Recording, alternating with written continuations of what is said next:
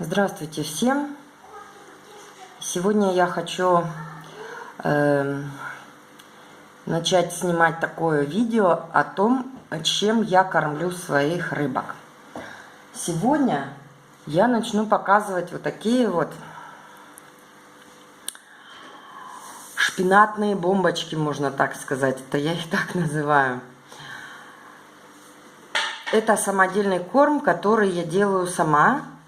Здесь шпинат, креветки, и в этот раз я первый раз добавила еще сардинки такие. Сардинки прямо продавались замороженные с головами. Я разморозила, все это сделала в миксере. И у меня есть просто силиконовые формы для пироженок таких. И вот я добавляю. Почему? Потому что вот такой вот кусок хватит и для моих рыбок, и для моих ампулярий, и для анцитрусов, то есть для всех, чтобы никто не голодал. И вот сейчас будет проверка вот этого корма, потому что добавлен новый ингредиент, вот эти сардины. Поэтому не знаю, как получится. Вот начинаем. Вот булькаем этот корм. Так, сейчас вот они все собрались. Сейчас я его подправлю, чтобы он плавал вот здесь. Вот. Ну, смотрю, ажиотаж неплохой. Немножко, конечно, он пылит. Я слишком мелко его сделала. Надо было, наверное, все-таки покрупнее его, не так сильно его разбалтывать. Он скорее даже, вот этот корм больше похож как для мальков, если бы вот я такое сделала. Это, наверное, даже больше. Ну вот не знаю, как получится. То есть там разные фракции есть. Посмотрю я, если так не пойдет, я, наверное, буду делать либо аккуратнее, то есть не сильно ингредиенты размельчать. Просто в прошлый раз у меня были такие бомбочки, только с креветками и шпинатом. Они были намного крупнее, и хорошо рыба брала их. Ну вот сейчас посмотрим. Хотя вроде как там и есть и крупная фракция, их сразу просто подбирают и едят. Поэтому, а мелкие распыляются. Может быть, ничего страшного, оставлю такой корм. Так что вот один из этих кормов и основных у меня для гуппи идет вот эти, как я их сама назвала, шпинатные бомбочки. Вот. Опять не видно, она уплывает. Сейчас. Оп. Ну, видно, что едят с большим аппетитом, прямо облепляют это все. Посмотрите. И сразу подхватывают. Почему я добавила сюда сардины, вот эти вот с головами, с кишками, с костями? Потому что вычитала у других аквариумистов, что это можно заменить даже, в принципе, витамины, вот добавку витаминов. Поэтому там есть все. Когда вот с глазами, с мозгами, с костями. Там есть все ингредиенты в удобоваримой форме. И это видно, что это вкусно для рыб. То есть посмотрите, с каким аппетитом они едят эту бомбочку. Мало того, что это все-таки замороженный корм, он не так портится, как сухой. То есть сухими кормами я кормлю... У меня есть сухие корма, но они особенные. Я вам их потом тоже покажу. Вот. Сейчас я буду заканчивать вот это видео именно вот с этими бомбочками. Пусть они уже спокойно едят. Вот. И если вам будет интересно, я расскажу, как я их делаю. То есть покажу сам процесс. Ну, вообще там ничего сложного нет. Просто просто берете шпинат, берете креветки, берете какую-нибудь рыбу мелкую, типа мойвы с головами, со всеми делами. Все это перемешиваете, следите за фракцией, раскладываете все по формам. Или в морозильные пакетики в специальные делаете такой широкий пласт, просто тонкий, и кормите. Так, вот этот корм я показала. Прошло 7 минут после кормления, как вот бомбочка не тонет. Фракция, в принципе, хорошая. Запылила она только в самом начале, и я испугалась, а сейчас мне нравится. То есть фракция очень даже нормальная для гуппи. Видно уже, что рыбы уже потеряли, уже теряют к ней интерес, то есть подходят, пощипывают, выплевывают.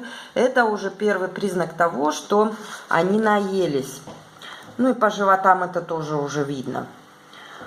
Вот, я сейчас еще минут 10 оставлю ее вот так вот повисеть, эту бомбочку, чтобы вот эти фракции, которые сейчас падают на дно, чтобы достаточно упало для моих анцитрусов и для ампулярий.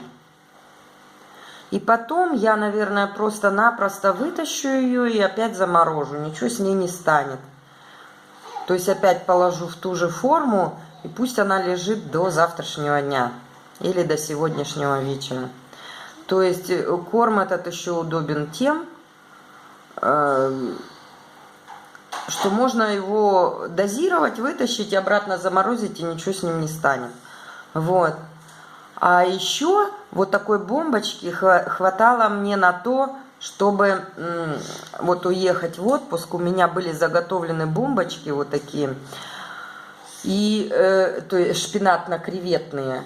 И вот мой друг, который приезжал с женой, они приезжали кормить моих рыб раз в 3 дня. Вот они кидали эту бомбочку, и все, и уезжали. Ну, там я еще просила там кинуть еще по пару кубиков мотыля. И вот этого хватало. Они, видимо, просто его щипали, остатки доедали ампулярии. И главное, что не портилась вода. Что интересно, что за 3 дня все это съедалось. Все рыбы остались живы.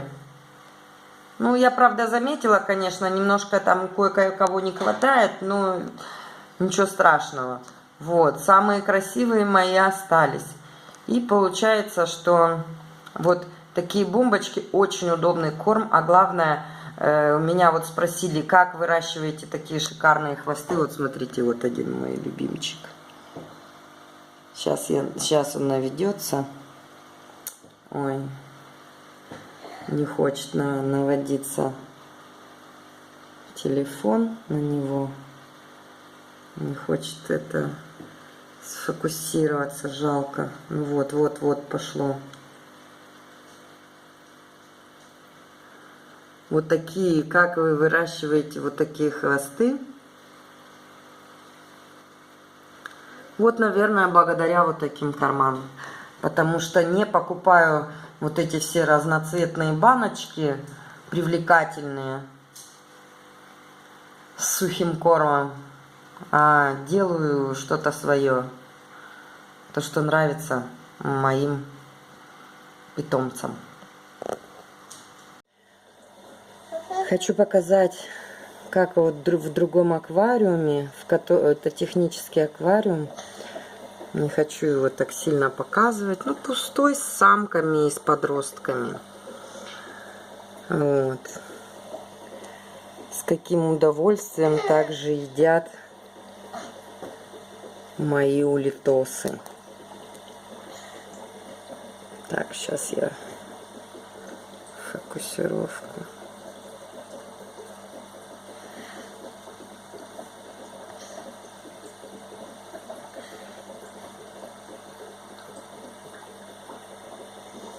Вот эти бомбочки.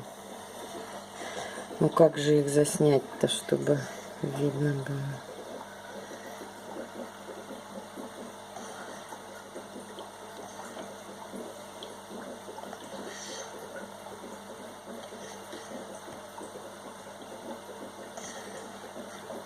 Вот она прям жует.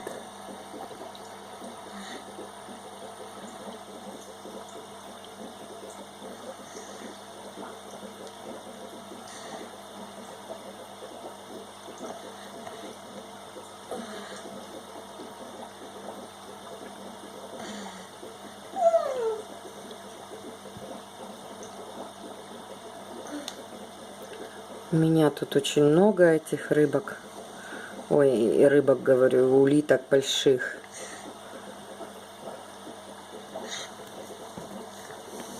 Им очень нравится, потому что запах от вот этих бомбочек, он очень такой рыбный. Вчера вот делала. Уж сильно запах, поэтому они на него просто бегут. Рыбы уже наелись, потихоньку так подъедают, а улитки и анцитрусы, они вот, видите, подбираются. То есть сейчас эту бомбочку облепят все донники и улитосы. Вот, то есть такой корм доставляет удовольствие всем. Мама, дай телефон. Итак, вот следующий корм. Это вот такие вот таблетки для самов, можно так сказать. Но это не только для самов. Я их хорошо использую для своих гуппи. Я заказываю их на eBay. Там по полкилограмма, по килограмму, и тут вот много сортов разных.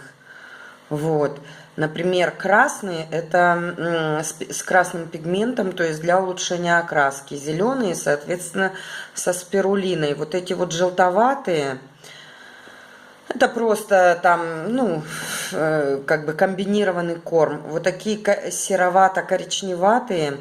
Я читала, что в них там кора, листья какие-то присутствуют, которые белые.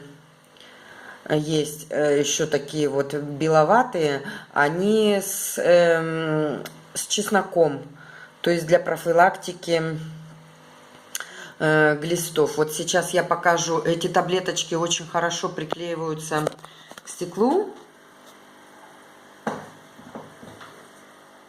И можно вот так вот наблюдать. Вот, то есть я приклеила вот сюда. Вот, кстати, вот беленькая ее, вот с чесноком, которая ее хорошо рыбки кушают. Вот это один из кормов, который я тоже кормлю, помимо вот шпинатных бомбочек.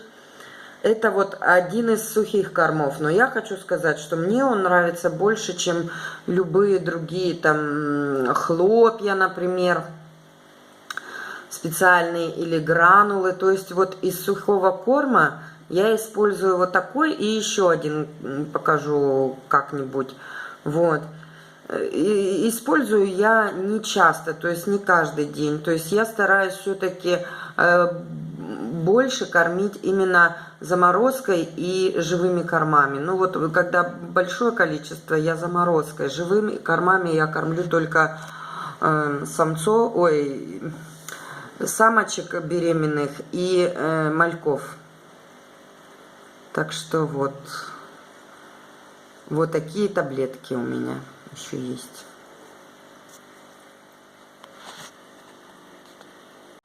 Следующий корм — это вот такой сублимированный корм трубочника.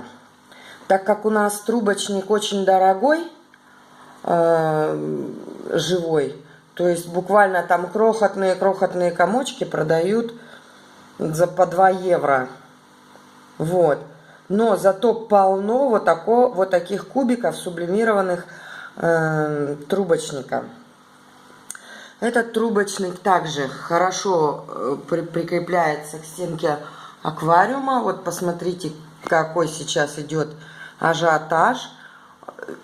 Тут прямо видно, что вот этот корм расщепляется именно вот на маленьких сухих червячков, которые засушили вот холодной сушкой, то есть специальные такие так сушат очень быстро, что сохраняется масса питательных веществ.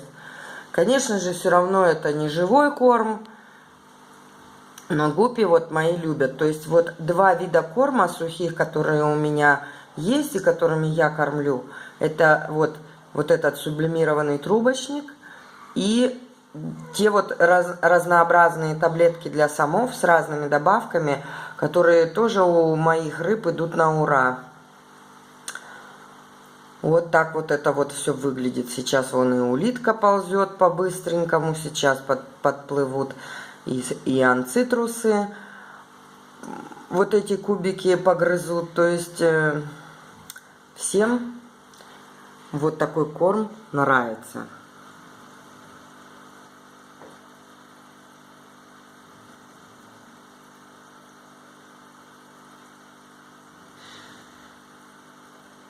Вот еще поснимаю немножечко. Вот явно видно, что это червячки. Вон они их как дерут хорошо.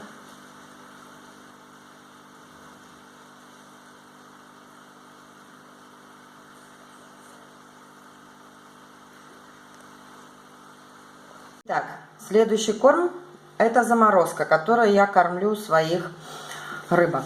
Дело в том, что в Германии с живыми абсолютно кормами большая напряженка. Трубочника, к примеру, вообще там достать невозможно. И вообще все это продается даже не живой массой, как вот в России, да, то есть если каретра, это без воды каретра, то есть это просто каретра. Если это трубочник, то же самое, то есть это продается трубочник, а не вода с трубочником, ну и все остальное. И выгоднее, конечно, покупать заморозку, что уже там действительно чистый корм идет. То есть сейчас я покажу, что именно. Значит, вот ротемукен-лярве, это обычный мотыль. Вот так вот он расфасован.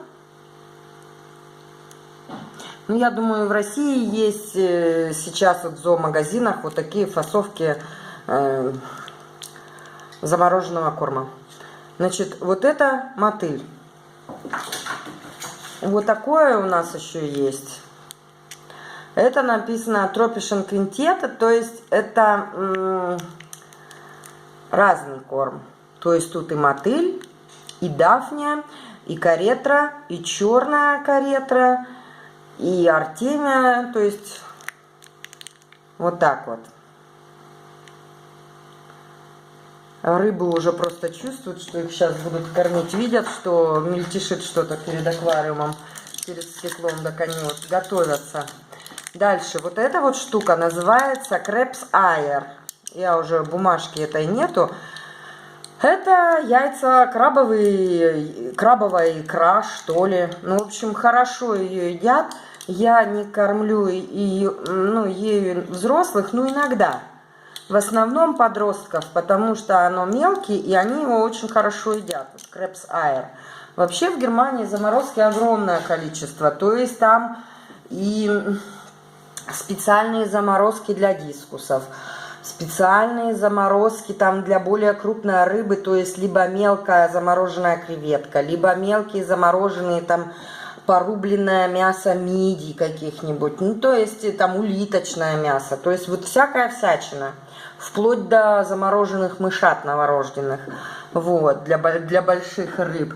То есть, ну, все что угодно есть, конечно. Но я вот стараюсь все-таки сейчас кормить по возможности живыми кормами, то есть культивировать живые корма. Сейчас вот я наконец-то достала водяную змейку аулофоруса. У одного дядьки-частника я купила.